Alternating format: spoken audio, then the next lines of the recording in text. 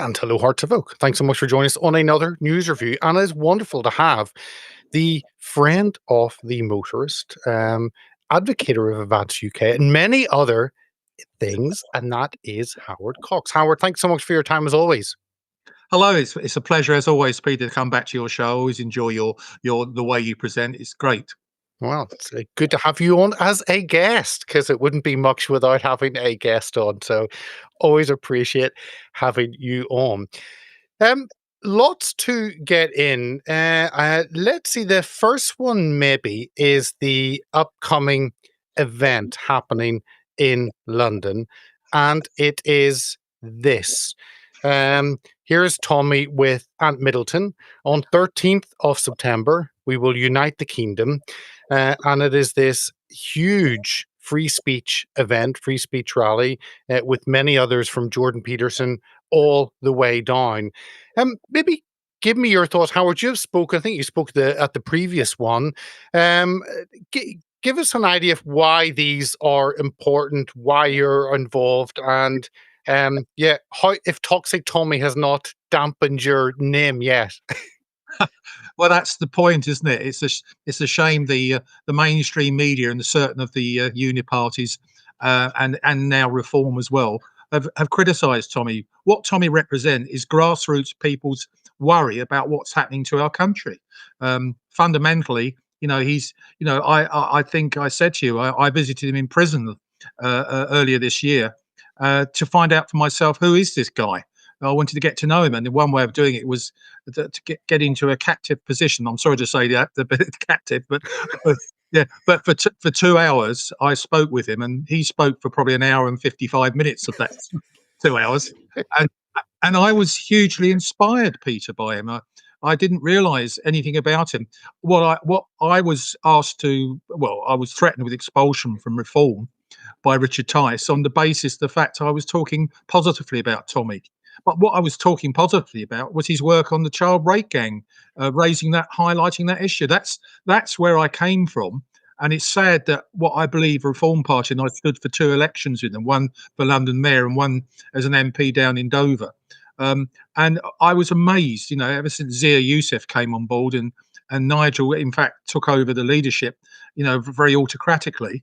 It was so sad that they had to threaten a good, loyal support person like myself and many others like Ben Habib, and and obviously we've seen with Rupert Lowe, and we've seen with lots of other grassroots loyal supporters of Reform, because they actually think for themselves. And I thought for myself, and I basically, when I was on Dan Wootton's show, he asked me a question: "Do you know anything about Tommy Robinson?" And to be honest, I didn't, except for his child rape gang work. And I mentioned that, and I was absolutely lambasted by the Reform headquarters bosses for doing that, and I was threatened with expulsion. So, well, I spoke to Ben because he was already out, and Ben said, "How I get out before you're thrown out?" And I did that, and as I said, I went to see went to see Tommy in prison. And what a man! He inspired me. Amazing. In the space of 5 minutes, he had me captive totally. He's an amazingly magnetic personality, and I learned a lot about him. I don't give a damn about what he's done in the past. What a lot of it, is just growing up. We've all been there. We've all got little things in our sort of cupboard of worries that we want to keep hidden. But he doesn't. He's open. He speaks for the people. And I'm telling you now, that day I think, where are we? September the 13th. We're looking at something like up to 1 million people going to be there. Now that's astonishing. What other person could actually conjure that? Keir Starmer couldn't. and and that's the point, Peter, isn't it? He is the people's person, and he's now backing Advance UK along with Elon Musk. We've got 2 major voices recognising that Reform UK are not the answer. No, exactly, and maybe Keir Starmer could muster up 1,000 illegal immigrants or 1,000,000 legal immigrants. That's what he could do. And Howard, I agree with you completely. Tommy is a magnetic figure, and I've known him for 16 years, through better or for worse. And he is one of those characters that leads, that has a vision, and is passionate, and that's missing really from the public discourse. And of course, you mentioned your failure, Howard. You and Ben, you thought for yourself. I mean, really, you should have known the game was up at that point. It really was downhill. But look, you mentioned reform, and let's bring up this story that has broken, I think, yesterday. And this is Nigel Farage has welcomed Nadine Dorries's move to reform as a big signing and said it shows the Tory party is beginning to disintegrate before your eyes after months of secret negotiations. I don't know why it would take months of secret negotiations. I mean, either you want to walk away from the Tory party and join someone else or not. But anyway, maybe there was some financial dealing, who knows? But why would you have secret negotiations for months? But yeah, it was revealed. And of course, the Reform Party conference, I think, is up in Birmingham. I think as we speak, or when we go put this out on the Saturday. But yeah, Nadine Dorries, is she really the great big Tory beast that reform need? I don't. What are your thoughts on this? Well, I think he quoted saying, as he says on your extract here, a significant addition to the team is what Nigel is saying. Well, I've known Nadine Dorries for some time, and through my Fairfield UK work, and I give her credit. She was right, but she's always been behind supporting the motorists and my campaign. And I've had several face-to-face meetings, and she's come to several of my parliamentary receptions I've held. And I'll give her a due. She's, I've got no axe to grind with her, etc. And she's a big Boris Johnson fan, of course, and she goes back a long way. But what is significant about this is that the reform is turning into a Conservative Party 2.0. I mean, this is what we're seeing now. We're seeing so many of them, and we heard Nigel say we're not going to have any failed Tory candidates or anything. They're not coming over just to rekindle their career under reform. He said that so many times, and he has actually rubbished Nadine Dorries. I don't know, 3 or 4 years ago, and she's the architect of the Online Safety Act, etc., which he wants to get rid of. And we're seeing some incredible flip flopping again from the leadership. And Zia Youssef also, he was interviewed, I think, by BBC. He repeated the point: with no way will we have Nadine Dorries on board. And look what happened yesterday. Yeah, it was the quote, and I looked it up. I checked, and it was a tweet from February the 5th, 2022. Can't find the tweet, but it came up as I searched and said Farage disparaged Doris for her defense of the then Prime Minister Boris Johnson, stating, and this is Farage speaking Yeah. about Nadine Dorries on February the 5th, 2022. I had the misfortune of watching and listening to Nadine Dorries this morning. If she is the PM's defense, then he really is a gunner. So obviously not really kind words about Nadine, but yeah, I guess Nigel will do anything for power. I think that's one thing we've probably learned over the years. Well, you're absolutely right. I mean, she's hardly a political statesman or a heavyweight in terms of coming across when she speaks, etc. It's usually from bitterness. I've seen from various things, the way I've listened to speeches, etc. She's charismatic. There's no doubt about that. She's written several novels, I think, etc. So she's got a good sort of fiction brain. I think that fit well with Nigel. Yes. But I've always had respect for Nadine Dorries. One of the reasons was because she's been very vocal as a pro-life activist, and as am Yes. I. So I've always had huge respect for her, and of course, but generally she was on the backbenches. She had some positions, but it was this post also which caught my eye. And you mentioned it on the Online Safety Act, and this was Basil the Great, a individual that's done very well on X, and really highlighted many failings.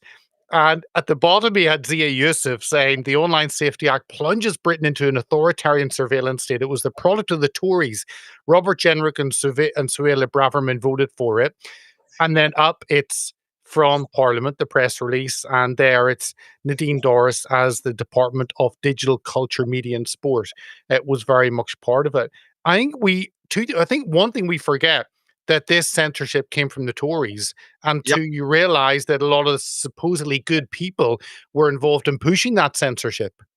Absolutely right. I mean, the other thing also, she was quite, vocal about the BBC, but didn't do much about it. She complained about them. You're absolutely right. She's a decent human being, etc. But I think she's clutching at straws now for her political career by going over to reform. We've got 3 years to the election, maybe 2 years. I hear that Nigel Farage is planning for 2027. So I see in some of the press I read this morning. And when you see some of the Nadine Dorries, and you got some of the other people that have come across, I despair that he's not actually taking grassroots, good, honest people from reform. Who I know some great people who are now with Advance UK because they've been basically cast aside, thrown under the bus.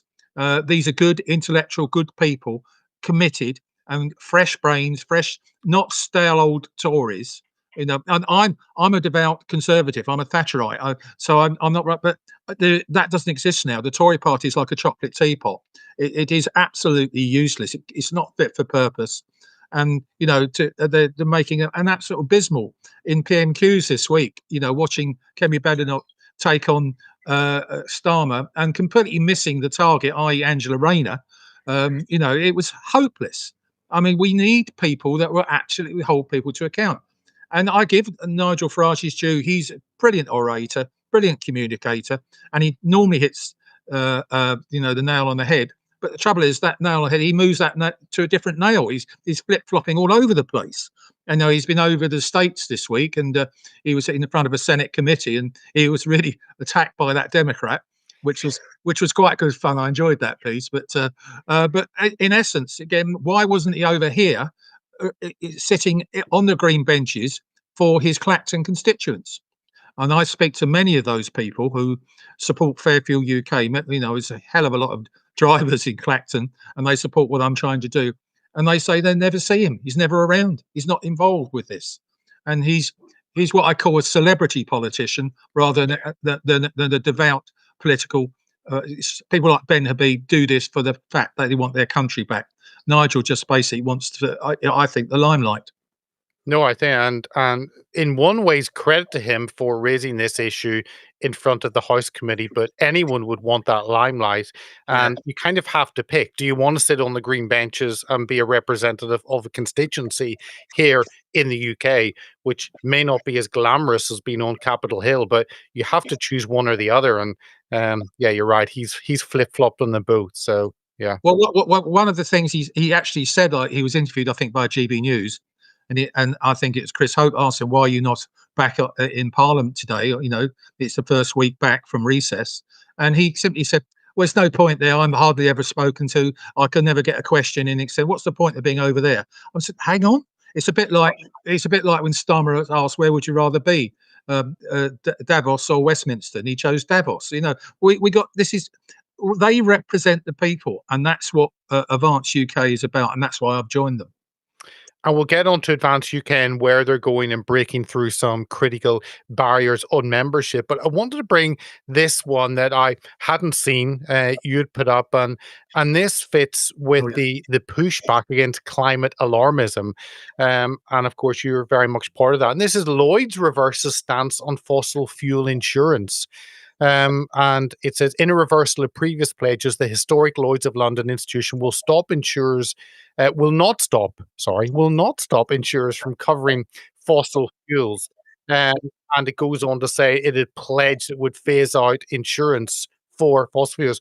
We seem to be seeing a sea change in terms of this. I don't know whether it's specifically because President Trump is in as drill baby drill, but yeah, this change from climate alarmism to realism to actually using what we have. What were your thoughts on this? Well, this is beautiful, wonderful news about this one. A major, prestigious institution, Lloyd's Insurance of London, are now saying, yes, we're happy to insure things that actually contain coal or gas or oil projects in infrastructure. And that really opens the door for, I hope, for major companies to start drilling again, provided we get the licenses.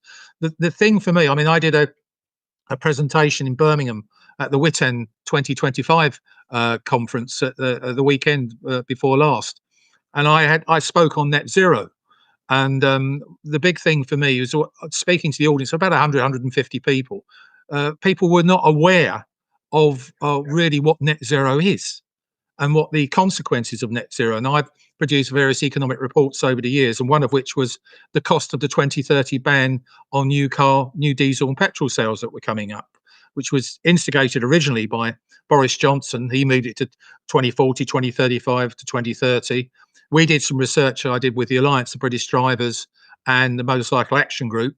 We spent a lot of money on economic evidence produced by the Centre of Economic Business Research, the CEBR, who proved that the actual cost of the 2030 is 5 times more than the benefits. It's half a billion. It's half a trillion against 86 million in terms of benefits. And what those benefits are negligible in terms of actual what it means to the person walking down the high street, breathing in clean air. It's rubbish. We're already a clean economy, a clean environment. We've heard many times it's less than 1% of the global greenhouse emissions come from the dear old Blighty. But we want to lead the way in this insanity. And to see a big organisation like Lloyd's come out in the last couple of hours to say exactly that they are the CEO has said it's madness, and he recognised, and the simple thing is economic reality, and that's what it's about.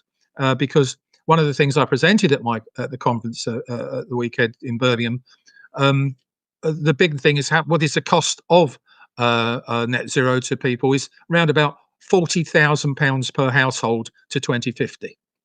I mean, it's astonishing, and we hear Rachel from accounts continuing to say that she stabilised the economy. They want growth. Well, the best thing to make sure they do stabilise the economy and ensure growth is to dump net zero. Like the only thing Rachel Reeves need to stabilize is her emotional state, but we'll not get on to that. That's a that's a deeper issue. There was a really, I think, another story is about what has happened in terms of free speech, and of course Nigel has talked about that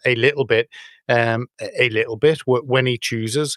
But it was this one, and let me find it, about Graham Linehan. Here's a clip of him outside the High Court, and then we will discuss maybe who he is for the US audience and then what's happened. But here's Graham Linehan just, I think, Wednesday or Thursday outside the court in London. Do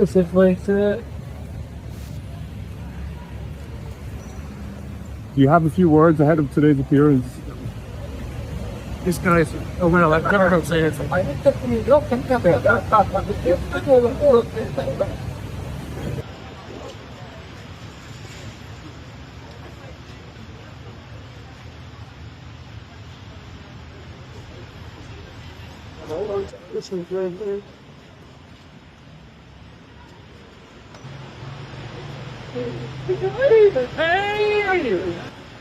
He harassed my family, Graham. He's got a lot of victims. He's got a lot of victims who harassed my family. Away, go away.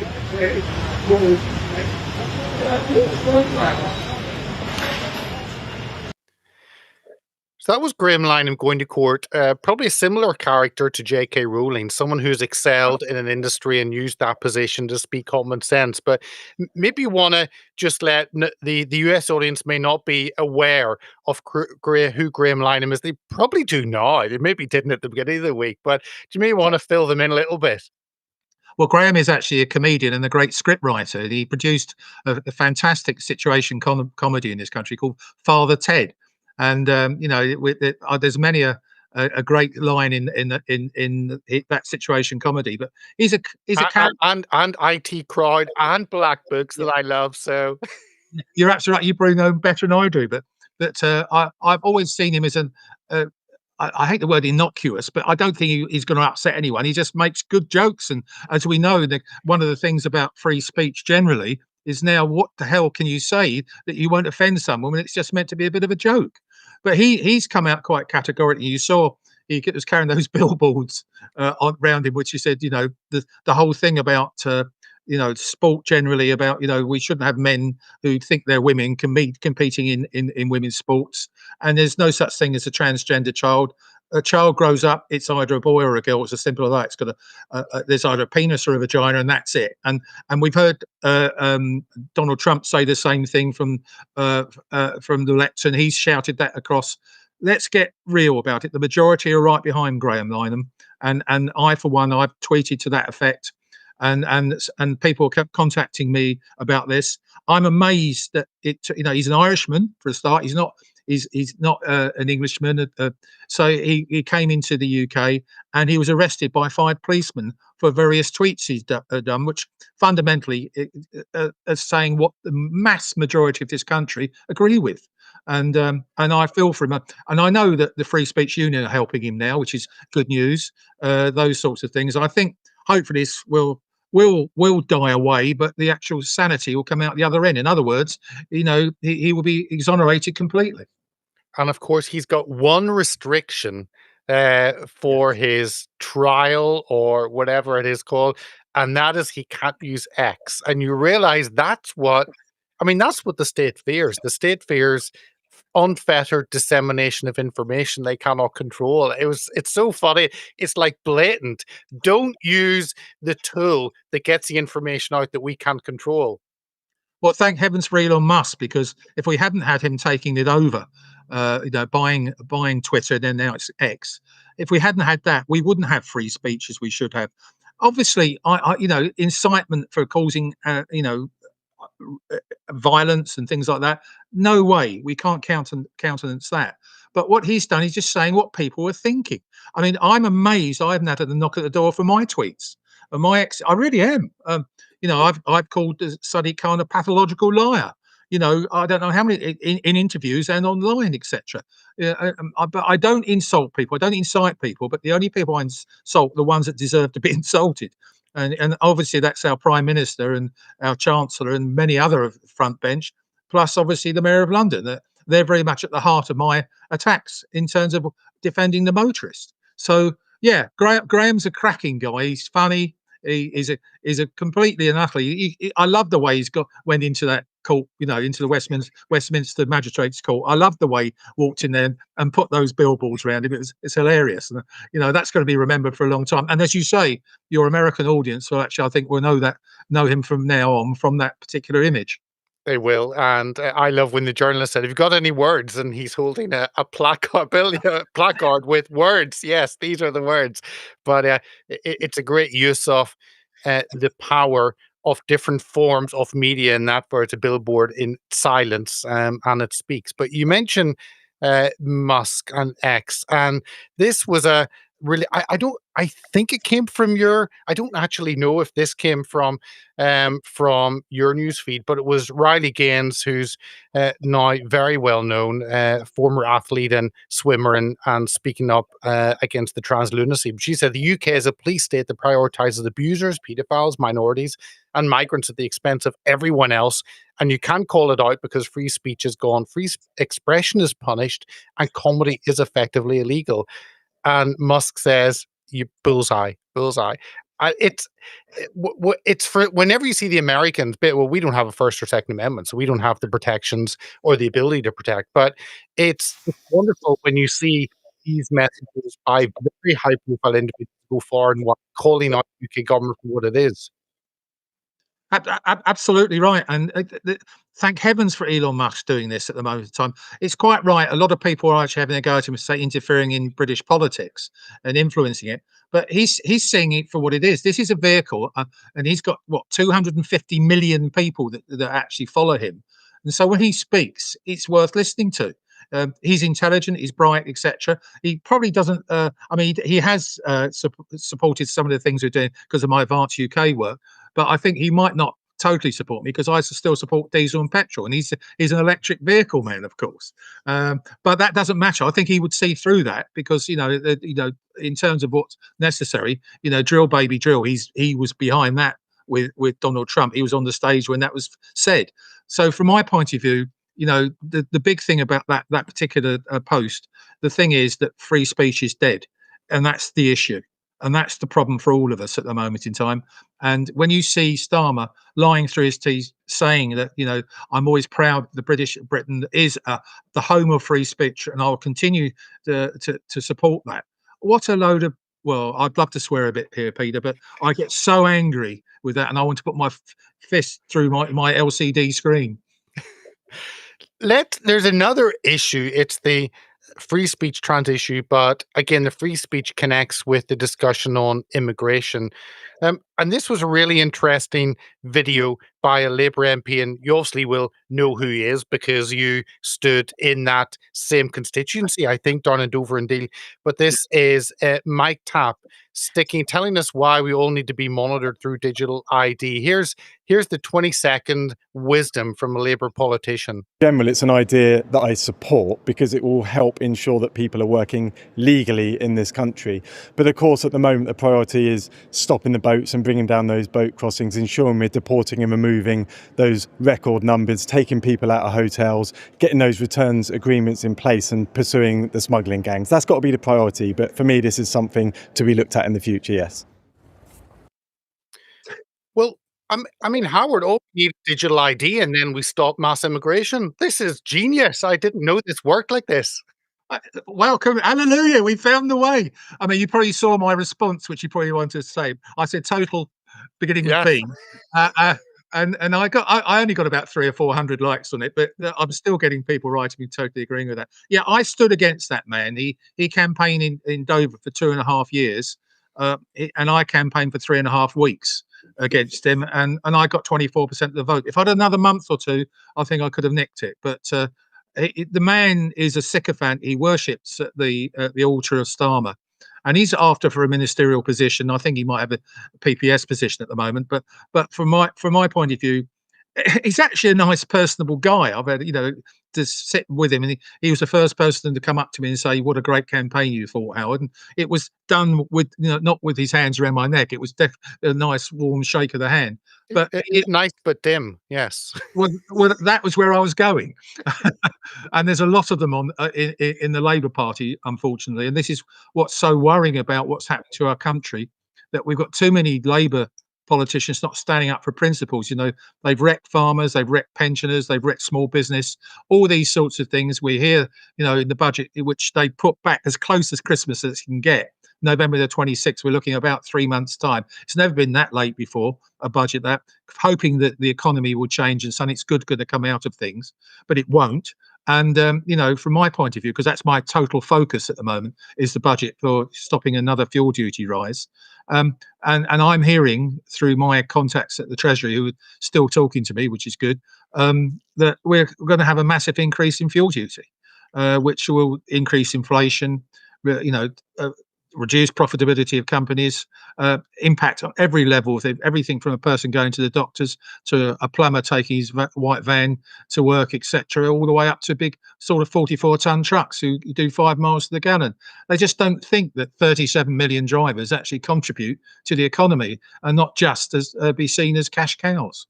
Well, if I guess Labour wishing they only had a Tory black hole and not a Labour black hole. But here is Keir Starmer telling us of how he'd like migrants next door. I think he's proposing number 11 to put migrants. Here's this little clip from him. How would you feel if it was a hotel at the end of your road? If your daughter was having to walk past one of these hotels every day? I completely get it. Local people, by and large, do not want these hotels in their towns, in their place. And nor do I. I'm completely at one with them on that. I'm not in any way underestimating the strength of feeling that there is. So he doesn't want these people next door. It doesn't look like a good look for a politician. Do as I say, but not as I do, or actually don't do anything. But it's. What do you make of this? I mean, we could say a lot of things about Keir Starmer, but at least pretend that you would have them next door. But yeah, I find it astonishing. I mean, we know what a pathological liar he is, and he got into power on a Enid Blyton manifesto. I mean, the whole thing was a big lie, and we got to thank Rishi Sunak for going early, and basically the Tory parties were completely a wreck. and that's the reason why he got it. It's nothing to do with his skills and ability or his statesmanship. The thing about Starmer in this situation with the immigrants, I mean, you know, when he was in leading up to the election last year, it was all about smashing the gangs and all those sorts of things, Peter. And they knew that couldn't happen. Now they're talking about ID cards could solve things, as we just spoke about. The thing about Starmer, he hasn't got a clue what he's doing at the moment in time. But because he's got such a massive majority, we're lumbered with this man, this disingenuous man, for at least 2, maybe 3 years.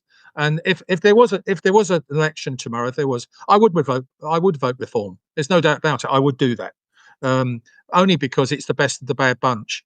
But if we got 2 or 3 years to build Advance UK, and I think when they realise what Ben is bringing to the proverbial party, they will recognise, hey, there is an option that actually is hope for our country.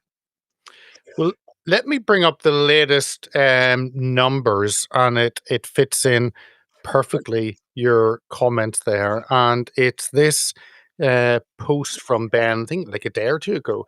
I am pleased to reveal that Advance UK has just broken through 29,000 members. We'll be at 30,000 very shortly. Here we go. A massive thank you to all our members. We will win. And I signed up, became a member, paid my, I think, tenner, which I think well worth putting a punt on Ben, if you want to take it that way. But no, 30. Why is 30,000 important?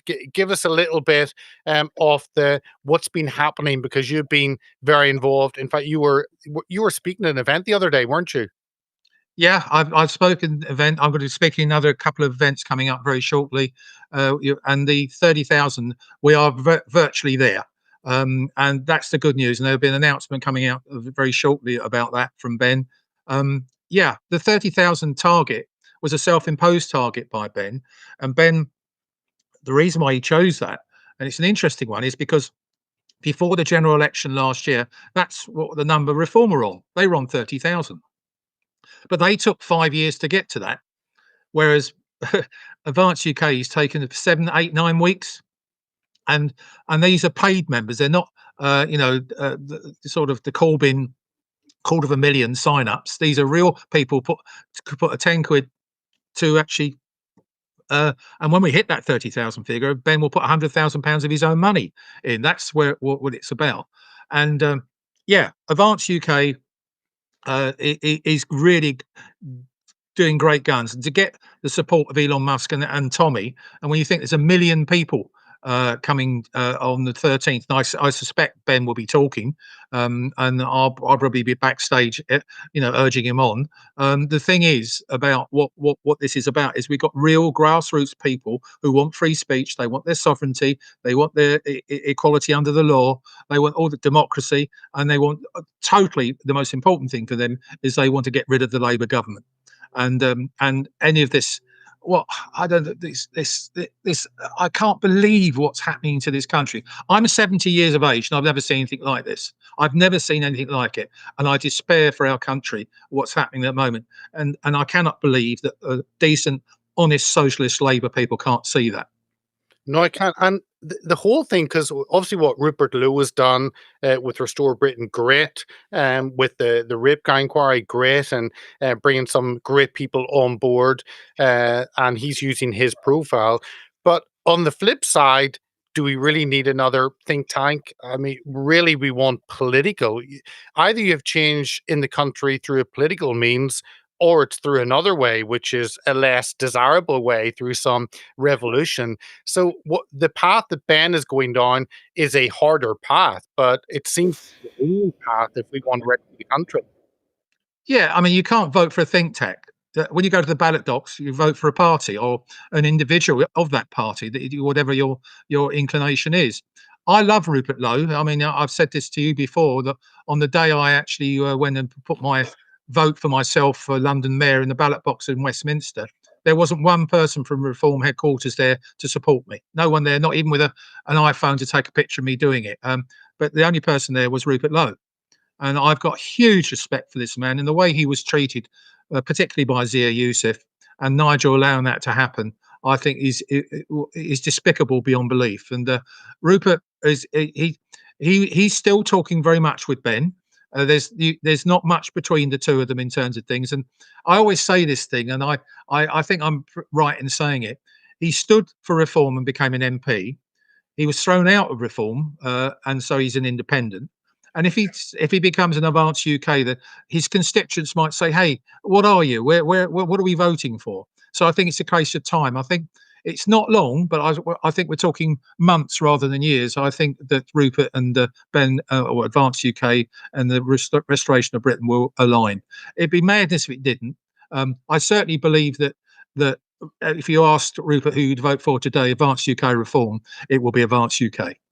Yeah, and it's. I mean, I think when Ben launched, I was kind of critical initially, personally, because I thought, why did you not do this in a big press conference, a big splash? And there weren't other names, but he's added a lot of names with the college, which is this kind of advisory group that will hold the party to account. And he's building. It's not about Ben Habib. It seems to be something much bigger. John, may let us know about that. Every day I see other names added to that college, which seems that that will be part of the core of the party. Well, I'm a member of the college as one of the first members there, with people like Jim Ferguson, and now we've got Paul Thorpe, we got Kathy Gingle, we got lots of good people coming on board, etc. And the point is this, and this is what sets Advance UK aside from any other political party. It's not quite a political party because it's not registered yet, but I'm going to say it's a political party. It's set aside from all the others is this: it's democratic. The reason that is this college is there to put in place policy by a majority decision of that college, and we're talking about up to 100 people will be on this, and it's going to be a hell of a big table to sit round when we're talking policy.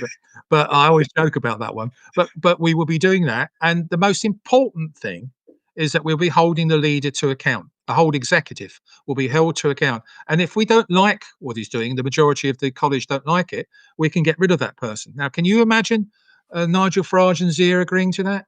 No, they run a dictatorship, and I feel sorry for. I've got some great friends. They still contact me. Some of them, nicely these days from Reform UK, who campaigned for me and they worked hard for me. And a lot of them just been cast aside. And they regularly say, Howard, we're with you. And they've moved to Advance UK for the simple reason is that Ben is not got a big ego. But he didn't want to be leader. He wanted Rupert to be leader. And those are the sorts of things. So watch this space. We're still 2 or 3 years away. We're not ready. We haven't got people to put in places yet. We haven't got branches yet. They're building. We got 2,000 volunteers across the country already, dishing out leaflets at various meetings and things like that. But watch this space, because when you actually see what we're going to be standing for, it'll be exactly what the majority of this country want.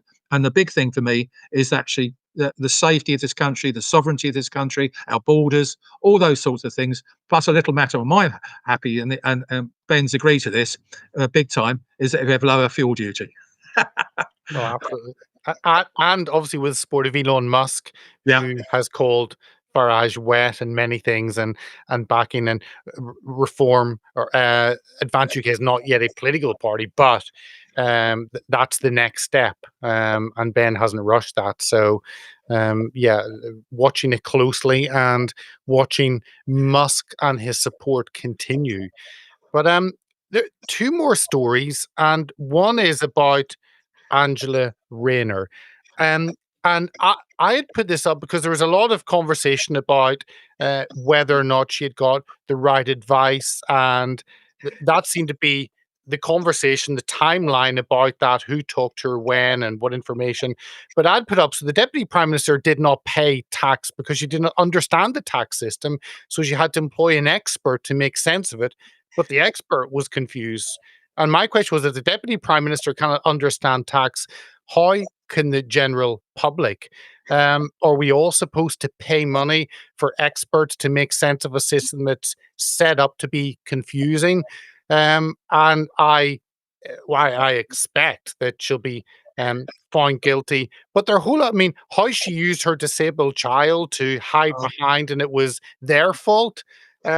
It's a mess, but she seems to have enjoyed the high life for a long time, and maybe this is the end. Well, you said it all really there, Peter. The simple thing is, she is the Deputy Prime Minister. she effectively is the number 2 alongside the Home Secretary, Foreign Secretary, and the Chancellor. They are the people that run this country.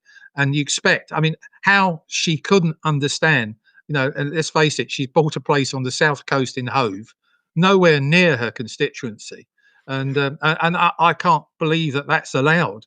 You should live in your constituency if you represent them, and you may, if you have a second home or third home, whatever, you've got to pay whatever the tax is due. And she knew damn well that, and even that she said she's had legal advice, and that they're now coming out saying that's not true. We did not advise her to that effect. So, and let's face it, how many years has she been attacking Tories for the same sort of thing? Over and over, you've probably got extracts of those sort of things, but we see them non-stop, her attacking exactly what she is guilty of now. Yeah, so we'll see what happens in this investigation, whether she's guilty or not. If the public made a mistake on their tax, then you're punished. But obviously, she has some protection as a politician from that. There's one more story, and it was this one that Susan Hall put out. Susan Hall, the Conservative leader, I think, of the Conservative group in the London Assembly. She ran for mayor against Sadiq Khan. She's put up, this is from the Express. The Express headline was Labour Council leader called rape gang victim white trash. And she says, my God, this is outrageous. It's bad enough that Sadiq Khan doesn't know what a rape gang is, because he claimed not to know what rape gangs were. Fairly simple. But he dodged that question. But to refer to these poor girls as white trash, completely unacceptable. I hope Labour take action. And he's the head of the council in Peterborough, I think, which is 50 miles north of London or so, something like that. But yeah, it's the politicians looking down the nose on their constituents, thinking they're better than them. And this kind of sums up the whole place we are in terms of the grooming gangs, that it's just not taken seriously. Well, Tommy Robinson revealed the fact it's the majority of the areas, along with people like Charlie Peters from GB News, that these 50 cities across the country, most of the actual authorities are Labour run, and there we have a Labour councillor. And this goes to show why they are so scared of a national inquiry, Labour. They're saying they're paying lip service to it. I mean, Jess Phillips answered Esther McVeigh in Parliament this week with a load of gobbledygook in terms of where is the state of the national inquiry. But to say these poor kids are white trash, there's two things about that. Is this whole thing white? That shows that he's on the side of what? Non-white, the perpetrators, and the fact that calling them trash is unbelievable, and it hurt me beyond belief reading that. And Susan Hall, good to get that out. Susan Hall's a friend. I stood against her for London Mayor, and in fact we sat next to each other in a court case this week regarding some two-tier judiciary with a guy called Noel Wilcox, who is actually taking Transport for London to court. 3 times he's taken them to court in respect of illegal les and ULEZ signs. And we won't come on to that now, but I sat next to her, and she's a good girl, Susan. I mean, I often say to her, you should come across to Advance UK, because the Tories are actually, they're finished. They are finished. And she's also on an organisation or an administration that, again, is like a chocolate teapot, because Sadiq Khan rules. You got 14, 15 people on there who are assembly members getting 60 grand a year plus expenses each. And what do they do? Sadiq Khan just ignores them and doesn't bother answering questions. But that thing, in that case, that's inciting anger. So why isn't this Labour councillor actually in prison like Lucy Connolly? Yeah. No, it's one rule for some and another for those in the top. And you mentioned the ULEZ, just to finish off on that. The ULEZ, the ultra low emission zone, and this is where kind of originally the congestion zone, now a low emission zone, and we're seeing that rolled out in other cities with cameras everywhere. But yeah, I think with the cases around the signage not actually being very visible, very small signs for this low emission zone, but large signs for the Dartford crossing you'd put up. But yeah, maybe mention that in closing. Well, effectively this, I mean, Noel Wilcox was sent over a period of time about £11,000 of penalty notices for entering the low emission zone. That's the commercial charging system. The ultra low emission zone is for everyone in terms of the motorist and ordinary car.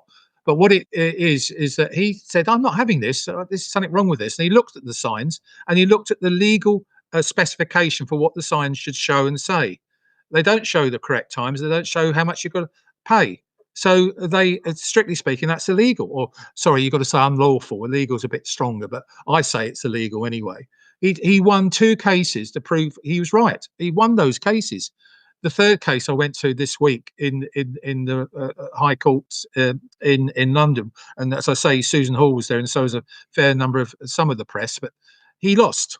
He lost on the basis that the barrister for Transport for London saying, well, if he does win, the claimant does win this case, that would probably bankrupt Transport for London, because they'd have to pay her back all of the fines retrospectively, would be billions.